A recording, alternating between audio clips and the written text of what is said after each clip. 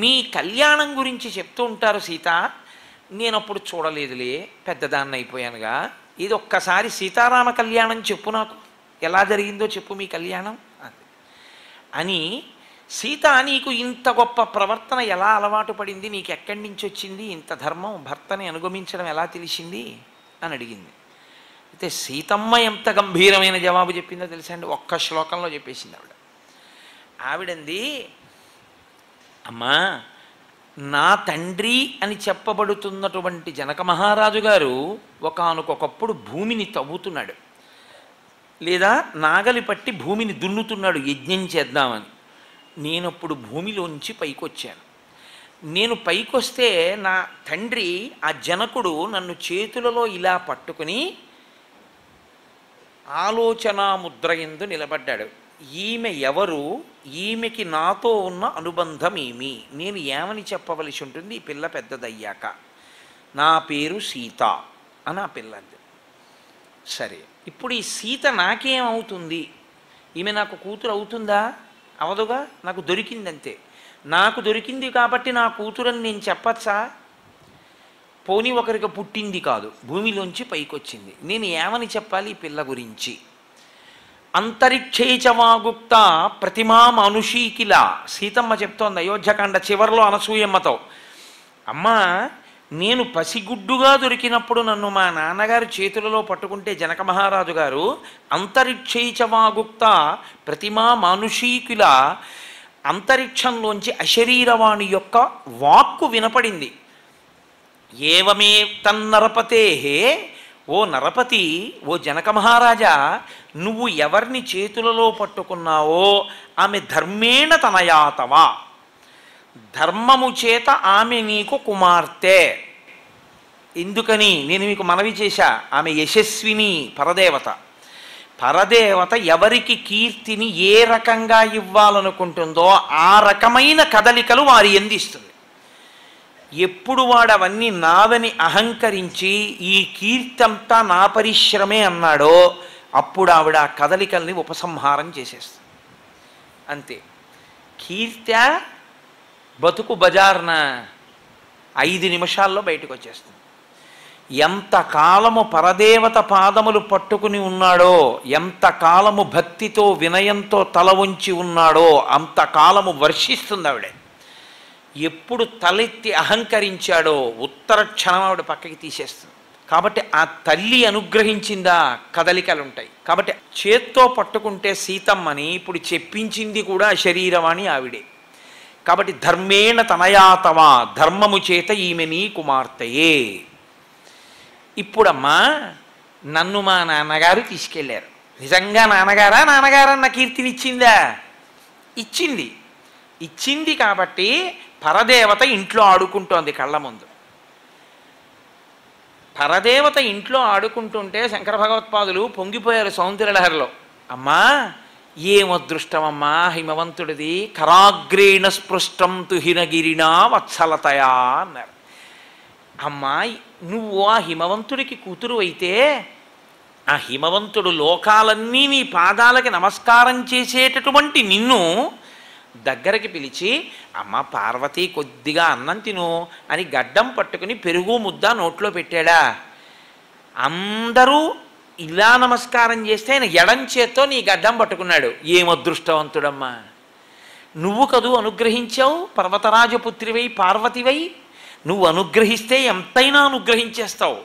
కాబట్టి పరదేవత ఇంట్లో ఆడుకుంటోంది చిలికెత్తెలతో కలిసి. తెలుసున్నవాడెవరు? జనకుడొక్కడే. ఈమె సామాన్య స్త్రీ కాదు అని తెలుసుకోలేనంత అమాయకుడు జనకుడు కాడు. అలాగని వాల్మీకి అనరు. అది రామాయణంలో రహస్యం. పరబ్రహ్మము యొక్క మహిషిగా మాయాస్వరూపిణి అయి తిప్పుతూ ఉంటుంది లోకాన్నంతటినీ. అలా తిప్పగలిగినటువంటి మాయాస్వరూపిణి అయినటువంటి అమ్మవారు నాకు కూతురుగా తిరుగుతోంది ఇంట్లో. ఈమెకు ఎవరు భర్తగా వస్తాడో వాడే పరబ్రహ్మము. ఆ కారణం చేత నేను పరబ్రహ్మమునకు మామగారిని అవుతాను. ఈమె నాకు కూతురయింది. ఇప్పుడు పరబ్రహ్మం ఎక్కడున్నాడో నేను ఎలా గుర్తుపట్టడం? పరబ్రహ్మము రావాలి ఈ పిల్లని వెతుక్కుంటూ. ఈ పిల్లని వెతుక్కుంటూ పరబ్రహ్మమే రావాలంటే, పరబ్రహ్మ దర్శనము నాకు కలగాలంటే అత్యద్భుతమకింత్యంచ అతర్కితమిదమ్మియా అని అందుకన్నాడు ఆయన ఆ రోజున శివధనస్సు విరిగిపోతే. నా ఇంట శివధనస్సు ఉంది, శివధనస్సు నిక్కు పెట్టేవాడు శివుడే. అదేమిటంటే విష్ణువు కదా అనకండి మీరు. శివుడు ఒకడు, విష్ణువు ఒకడు కాడు. 3 లోకములకు 3 కాలములకు 3 రూపములకు మూలమగుచు భేదమగుచు తుదిక భేదమయ్యొప్పారు బ్రహ్మవనగ నీవే పాలనయమా. పోతన గారు అంటారు 3గా కనపడేవాడు ఒక్కడే, పరబ్రహ్మమే. కాబట్టి ఏకస్త్వమేవ బహుధా భవభాసి లోకే నిశ్శంకధీర్ వృషభకేతన మల్లినాథ శ్రీభ్రామరీ ప్రియ సుఖాశ్రయ లోకనాథ శ్రీశైలశేఖర విభో తమ సుప్రభాతం. ఆ ఉన్న ఒక్క పదార్థమే బ్రహ్మగా, విష్ణువుగా, శివుడిగా సృష్టి చేస్తే బ్రహ్మ, నిలబెడితే విష్ణువు, పడగొడితే హరుడు, శంకరుడు. అంటే చంపేయడమైన ఉద్దేశం కాదు, జ్ఞానం ఇవ్వడం, లయించేయడం, పరబ్రహ్మములో కలిపేస్తూ ఉంటాడు ఆయన. కాబట్టి జ్ఞానప్రదాత శంకరుడు. కాబట్టి 3గా చేసేటటువంటి ఆ పరబ్రహ్మము నా ఇంటికి నడిచి రావాలి. అందుకే ఈ పిల్ల కన్నా ముందు నా ఇంటికి శివధనస్సు వచ్చింది. ఇప్పుడు ఈ శివధనస్సుని ఎవరు ఎక్కువ పెడతారో వాడే నా అల్లుడు కావాలి. అందుకని ఆయన ఏం చేశాడంటే ఈ పిల్ల వీర్యశుల్క అంటే ఎవరు ఈ శివధనస్సుని ఎక్కువ పెడతారో వాళ్ళకే ఈ పిల్లని ఇస్తాను. ఎక్కువ పెట్టలేకపోగా పిల్ల మీద కోరిక శివధనస్సును ఎక్క పెట్టగలిగినటువంటి శక్తి లేని రాజులందరూ ఏకమై జనక మహారాజు గారి మీదకి యుద్ధానికి వచ్చారు.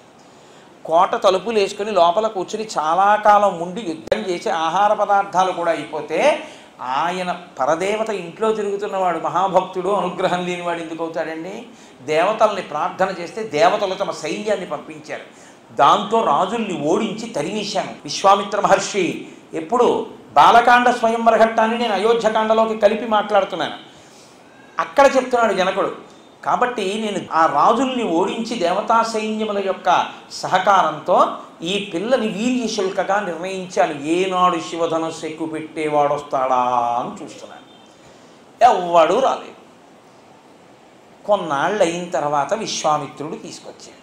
విశ్వామిత్రుడే ఎందుకు తీసుకురావాలి అక్కడికి అంటే, దశరథ మహారాజు గారు రామలక్ష్మణ భరత శత్రుఘ్నులకి నలుగురికి పిల్లని వెతకండి మీరు అని తన మంత్రులతో చెప్తున్న రోజున అకస్మాత్తుగా అభ్యాగచ్చన్ మహాతేజ విశ్వామిత్రో మహాముని అన్నారు. ఆ మాట అంటుంటే పరిగెత్తుకొచ్చాడు విశ్వామిత్రుడు. ఏమయ్యా, పుట్టినప్పుడు నామకరణం వశిష్ఠుడు చేసేశాడు, వేదం చెప్పడం వశిష్ఠుడు చేసేశాడు. ఇప్పుడు నేను ధనుర్వేదాన్ని ఇవ్వడము, ఇటువంటి పరబ్రహ్మము లోకంలో నరుడిగా తిరుగుతుంటే ఈ పిల్లవాడిని వృద్ధిలోకి తీసుకొచ్చి వీడికి సంస్కార బలం ఇచ్చి, వీడికి ధనుర్వేదం ఇచ్చి, వీడికి పెళ్లి చేశానన్న ఘనత నాకు దక్కకపోతే ఎలా? అందుకొచ్చాడు విశ్వామిత్రుడు. ఈ విశ్వామిత్రుడి విషయం వశిష్ఠుడికి తెలుసు, ఇద్దరు బ్రహ్మర్షులు కనుక. అందుకు పంపించేయమన్నాడు వశిష్ఠుడు. ఇప్పుడు ఆ విశ్వామిత్రుడు నీకు పెళ్లి చేస్తానన్నాడు అనుకోండి, సీతమ్మనిచ్చి పెళ్లి చేస్తానయా, శివధనస్సు ఎక్కుపెట్టు అంటే ఎక్కువ పెట్టడా రాముడు? ఒక్కనాటికి ఎక్కువ పెట్టడు. ఎందుకు ఎక్కువ పెట్టడో తెలుసా అండి? సీతమ్మ చెప్పింది ఈ రహస్యం. అయోధ్యకాండలో అనసూయమ్మకి చెప్పింది. ఇక్కడ వరకు చెప్పి జనకుడు అన్నాడు, నేను మళ్ళీ బాలకాండలోకి వెడుతున్నాను మధ్య మధ్యలో. అక్కడ వరకు చెప్పి జనకుడు అన్నాడు, ఈ ధనస్సుని ఎక్కువ పెడితే పిల్లని ఇస్తానన్నాను, మీరు ఈ పిల్లలిద్దరికీ రామలక్ష్మణులకి చూపించమన్నారని ఇదిగో తీసుకొచ్చాను శివధనస్సు. శివధనస్సు తీసుకురావడం అంటే అంత సామాన్య విషయం కాదు. కొన్ని వందల మంది బలాఢ్యులైనటువంటి సైనికులు మంజూష శివధనస్సు పెట్టినటువంటి చక్రాల బండిని తోసుకొచ్చారు. తోసుకొస్తే దాని మూత తీసి వాళ్ళు నిలబడితే అది శివధనస్సు చూడన్నాడు. ఎంత ఉంటుంది మీరు ఊహించవచ్చు దాన్ని బట్టి ఆ శివధనస్సు. ఈయన పిల్లాడు. ఎటువంటి పిల్లాడు? ఏకవస్త్రధరో ధన్వీ శిఖీ కనకమాలయ అంటాడు మారీచుడు అరణ్యకాండలో. బ్రహ్మచారి కాబట్టి అసలు రాముడి ఫోటోలు మనం చూసేవన్నీ అబద్ధ ఫోటోలు. ఒక్క ఫోటో నిజం ఫోటో కాదు. నిజంగా రాముడు ఎలా ఉంటాడో మీరు చూడాలంటే అదంత తేలికైన విషయం కాదు. అలా అనుమతించరు కూడా అందరినీ. ఒక్క కాంచీ క్షేత్రంలో మహానుభావుడు త్యాగరాజస్వామి వారు వెళ్ళి ఎక్కడ కీర్తనలు చేశారో, ఏ మహానుభావుడి కోసం కీర్తన చేశారో, ఆ కంచికామకోటి పీఠాధిపత్యం వహించినటువంటి పూర్వపీఠాధిపతులు పూర్వం ఉండిపోయినటువంటి ఆశ్రమంలో అసలైన రాముని యొక్క మూర్తి ఉంది. ఇప్పటికీ గుండు చేయించుకుని పిలక పెట్టుకుని ఉంటాడు ఆయన. నిత్యాగ్నిహోత్రీకుడు. శిఖ లేకుండా ఉండడు ఆయన. శిఖ తీసేస్తే సన్యాసి. శిఖ లేకుండా గుండు చేయించుకోకూడదు. వెంకటాచలం వెళ్ళినా చేయించకూడదు. శిఖ ఉండి తీరాలి. శిఖ తీసేశాడు బ్రాహ్మణుడు అంటే అక్కడతో తన బ్రాహ్మణ్యాన్ని వదిలేశాడని గుర్తు. అబ్రాహ్మణ్యముపాగమ్య భక్ష గోమాంసముత్తమం తజ యజ్ఞోపవీతంతే అంది భవిష్యోత్తర పురాణంలో. ఆ కుంతల వచ్చినటువంటి బ్రాహ్మణుడితో, నువ్వు నన్ను కోరుతున్నావు కాబట్టి నువ్వు నీ శిఖ తీసేయి, బోడిగుండు చేయించేసుకో, యజ్ఞోపవీతాన్ని తీసేయి, గోమాంసం తినేయండి. గుండు చేయించుకుని పిలక తీసేస్తే ఆనాటితో ఉపనయనమైనటువంటి వాడు పిలక లేకుండా తిరుగుతున్నాడు అంటే వాడి బ్రాహ్మణ్యాన్ని వదిలేశాడు అని గుర్తు. వాడికి సంధ్యావందనం చేసే అధికారం కానీ, పెద్దలతో కలిసి పంక్తిలో కూర్చునే అధికారం కానీ వాడికి ఇవ్వరు. పొరపాటున పిలకపోతే దర్భ కట్టుకుని ఉండమని చెప్పారు. అదొక్కటే అమృత స్పర్శ ఉన్నది కాబట్టి. పిలక ఒక్క యజ్ఞోపవీతం ఉన్న వాళ్ళకని మీరు అనుకోకండి. సనాతన ధర్మమునందు జన్మించిన ఎవరికైనా శిఖ ఉండవలసి, శిఖ లేకుండా ఉండకూడదు. కాబట్టి ఏకవస్త్రధరోధన్వీ శిఖీ కనకమాలయ అన్నాడు మారీచుడు అరణ్యకాండలో. పిలక పెట్టుకొని ఉంటాడయా రాముడు గుండు చేయించుకుని, మహానుభావుడు బ్రహ్మచారి, అటువంటి వాడు మెళ్ళో ఓ హారం వేసుకు తిరుగుతుంటాడు. అబ్బో ఏమి తేజస్సో అని చెప్పాడు. అటువంటి రాముడు అక్కడ కూర్చుని ఉన్నాడు. ఆ పిల్లాడికి కదా చూపించమన్నాడు. ఏకవస్త్రధరోధన్వీ శిఖీ కనకమాలయ అన్నాడు మారీచుడు అరణ్యకాండలో. పిలక పెట్టుకొని ఉంటాడయా రాముడు గుండు చేయించుకుని, మహానుభావుడు బ్రహ్మచారి, అటువంటి వాడు మెళ్ళో ఓ హారం వేసుకు తిరుగుతుంటాడు. అబ్బో ఏమి తేజస్సో అని చెప్పాడు. అటువంటి రాముడు అక్కడ కూర్చుని ఉన్నాడు. ఆ పిల్లాడికి కదా చూపించమన్నాడు. ఇప్పుడు ఆయన అన్నాడు జనక మహారాజు గారు, త్వగతిర్మానుషానంచ ధనుషస్య ప్రపూరణే ఆరోపణే సమాయోగే వేపనే తోలనే పివా. మనుష్యుడు ఈ పిల్లాడు, వీడెత్తుతాడా ఈ శివధనస్సు? విశ్వామిత్ర మహర్షి అన్నాడు. ఏమీ అనలేదు విశ్వామిత్ర. బ్రహ్మర్షి, భూత భవిష్యత్ వర్తమాన కాలములను తెలుసుకున్నటువంటి పరబ్రహ్మమైన వాడు. ఆయన ఏమీ మాట్లాడలేదు. రామ ఒక్కసారి ఆ ధనస్సు వంక చూడు అన్నాడంతే. రామచంద్రమూర్తి వెంటనే ఆ ధనస్సుని పైకి తీసి పట్టుకుని వింటినారిని ధనస్సుకి కట్టి ఆకర్ణాంతము లాగారంతే. ఉత్తర క్షణంలో ఆ ధనస్సు విరిగిపోయి కింద పడిపోయింది. దాని యొక్క వెలుతురికి, ఆ వెలుతురికి చూడగలిగిన శక్తి పోయింది అందరికి. అందరూ పడిపోయారు కింద. చూసిన వాళ్ళు ఎవరు అంటే ఒక్క రాముడు, లక్ష్మణుడు, జనకుడు, విశ్వామిత్రుడు, ఈ నలుగురే చూశారు. అప్పుడు ఆయన జలకలశ పట్టుకుని పరిగెత్తుకుంటూ వచ్చాడు జనక మహారాజు. అయ్య బాబోయ్, నేను అసలు ఊహించలేదు ఈ పిల్లాడు. ఎందుకు ఆశ్చర్యం? అల్లుడు దొరికాడని కాదు, పరబ్రహ్మము ఈ పిల్లాడే. మాయాస్వరూపిణి నా ఇంట కూతురుగా ఉంది. ఆమెని భరించగలిగిన వాడు, వహించగలిగిన వాడు, నియమించగలిగిన వాడు, ఎవడు మాయని అదుపు చెయ్యగలడో వాడే పరబ్రహ్మము. కాబట్టి ఈమెని భార్యగా స్వీకరించగలిగిన వాడు అంటే నియమించగలిగిన వాడు పరబ్రహ్మము నా ఇంటికి వచ్చాడు ఇవ్వాల. ఇది అత్యద్భుతమతంత్య అతర్కితమిదమ్య. నేను ఆశ్చర్యపోతున్నాను, అసలు ఊహించలేదు. ఈ పిల్లవాడా అని పరిగెత్తుకుంటూ జలకలశ పట్టుకుని వచ్చాడు. వాళ్ళిద్దరూ రెండు కాదు, ఎప్పుడూ ఒకరినొకరు కలిసి ఉంటారు. శివశక్త్యాయుక్తో గిరి భవతి శక్త ప్రభవితం నచే దేవం దేవో నకలు కుశల స్పందితుమపి అతస్వాం ఆరాధ్యాం హరిహర విరించారి విరతి ప్రణంతుం స్తోతుం వా కథమకృత పుణ్యప్రభవతి అంటారు శంకర భగవత్పాదుల సౌందర్యలహరిలో. శివుడు శక్తి రెండు విడివిడి ఉండవు, కలిసే ఉంటాయి. కాబట్టి ఇప్పుడు రామునితో రాముని యొక్క మాయాశక్తి కలుస్తోంది. ఆంతరమనందు పైకి సీతారామ కళ్యాణం జరుగుతోంది. అందుకని గబగబా జలకలశ పట్టుకుని వచ్చేశాడు. నీ శక్తిని నీకు ఇచ్చేస్తాను అని బాలకాండలో చెప్పలేదు మహర్షి. ఇక్కడ చెప్పిస్తున్నారు సీతమ్మ తల్లి నోటితోటి. అనసూయమ్మతో అంది, అమ్మా మా నాన్నగారు నన్ను ఇస్తాను అని జలకలశ పట్టుకుని రాముడి దగ్గరికి వెళితే రాముడు నన్ను స్వీకరించలేదు. దీయమానాం నతుతదా ప్రతిజగ్రాహ రాఘవ. తీసుకోవయా మా అమ్మాయిని అని నీళ్లు విడిచిపెడతాను, నీకు నీళ్లతో ఇస్తానంటే నేను పుచ్చుకోనన్నాడు. ఏమి ఎందుకని? అవిజ్ఞాయ పితుశ్చంధ అయోధ్యాధిపతే ప్రభో. నన్ను కన్న తండ్రి దశరథ మహారాజు, నన్ను కన్న తండ్రి నిర్ణయించాలి నాకెవరు భార్యగా ఉండాలో. అంతేకాని నువ్వెవరు పిల్లనిచ్చేయడానికి, నేను పుచ్చేసుకోవడానికి? నేను చేయను అలా అన్నాడు. ఎందుకని? ఆయనది నరుడి ధర్మం, తండ్రిని గౌరవించాలి. అందుకని నేను పుచ్చుకోను. మా నాన్నగారికి కబురు చేయండి, మా నాన్నగారు వస్తారు. మా నాన్నగారు మీ వంశాన్ని విచారణ చేసి తన వంశాన్ని చెప్పి నాకు భార్యగా ఈ పిల్ల ఉండవచ్చు అంటే అప్పుడు నేను ఈమెకి తాళి కడతానన్నాడు. అప్పుడు కబురు చేశాడు దశరథ మహారాజు గారికి.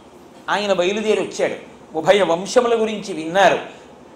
ఇద్దరి యొక్క చారిత్రమును తెలుసుకున్నారు. తెలుసుకున్న తర్వాత వశిష్ఠాది మహర్షులు నిర్ణయించారు వీళ్ళిద్దరికీ పెళ్లి చెయ్యొచ్చని. అప్పుడు సీతారామ కళ్యాణం అప్పుడు జరిగింది. అప్పుడు ఇయం సీత మమ సుత సహధర్మచరీతవ ప్రతీచ్ఛ చైనాం భద్రంతే పాణిం గృహ్ణీష్వపాణిన పతివ్రత మహాభాగా ఛాయేవానుగతా సదా అంటూ రామ ఈమె నా కూతురు సీత గర్వంగా చెప్పుకున్నాడండి. ఆడపిల్లని కన్నవాడు సిగ్గుతో తల వంచుకుని భయపడుతూ బెంగపడుతూ కన్యాదానం చేయక్కర్లేదు. గర్వపడి తలెత్తుకు తిరుగుతాడు. అసలు యథార్థం చెప్పవలసి వస్తే వివాహ వేదిక కన్యాదాతది, ఆడపిల్ల తండ్రిది. ఆడపిల్ల తండ్రి అనుమతి లేకుండా దాని మీదకి వెళ్ళడానికి కూడా ఎవరికి అర్హత లేదు. వేదికంతా ఆడపిల్ల తండ్రిదే. ఆయన చతుర్థీ విభక్తి వేసి ఇవ్వడు ఆడపిల్లని. అందుకే ఆమె యోగక్షేమములను విచారించడానికి, ఆమెని పిలిచి మళ్ళీ ఇంటికి తీసుకురావడానికి, ఆమె ప్రవర్తన చేత తాను తరించడానికి ఆడపిల్ల తండ్రికి అధికారమును శాస్త్రము కట్టపెట్టింది.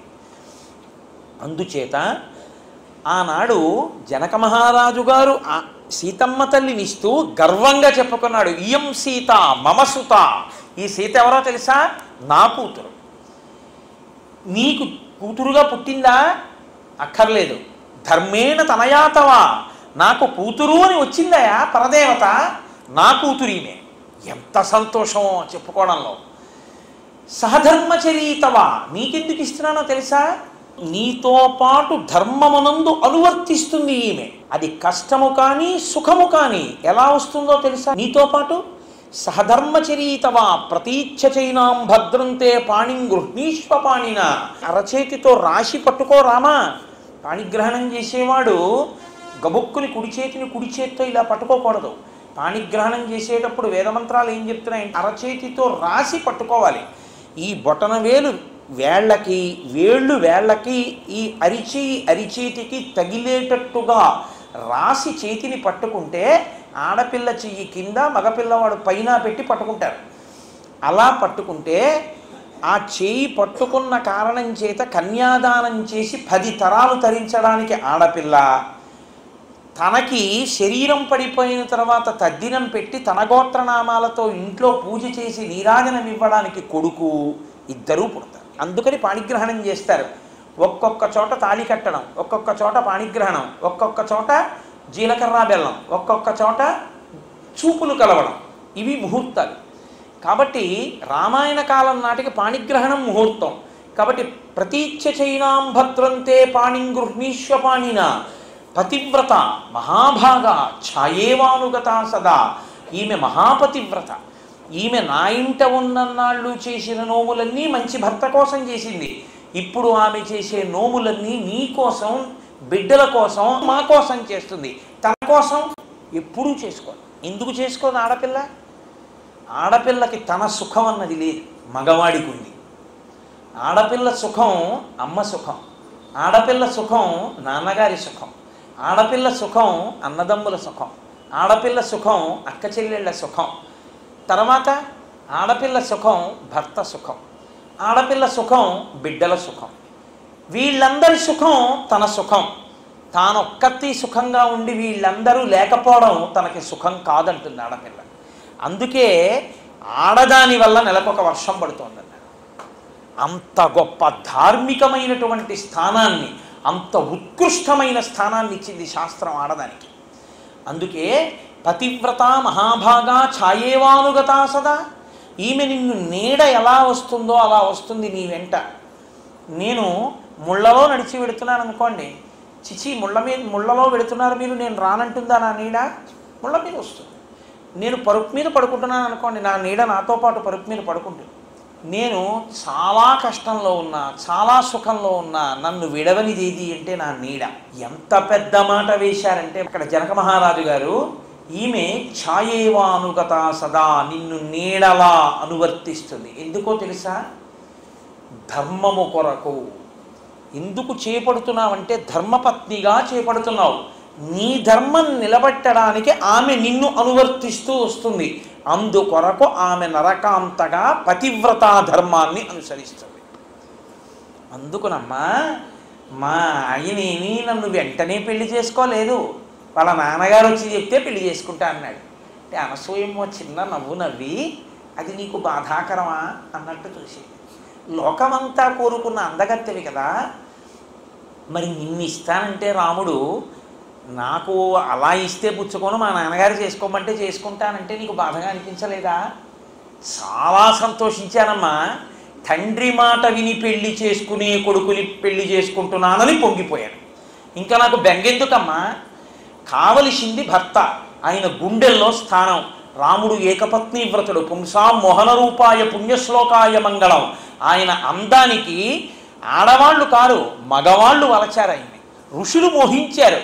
అయినా ఆయన హృదయం ఎప్పుడూ సీతమ్మయ్యింది, ఆయన కామం ఎప్పుడూ సీతమ్మయ్యింది. అది పరమ ధార్మికం. అమ్మా అటువంటి భర్త నాకు దొరికాడు. ఆయనతో అడవిలో ఉన్న అయోధ్యే ఆయన లేని అయోధ్య అడవే.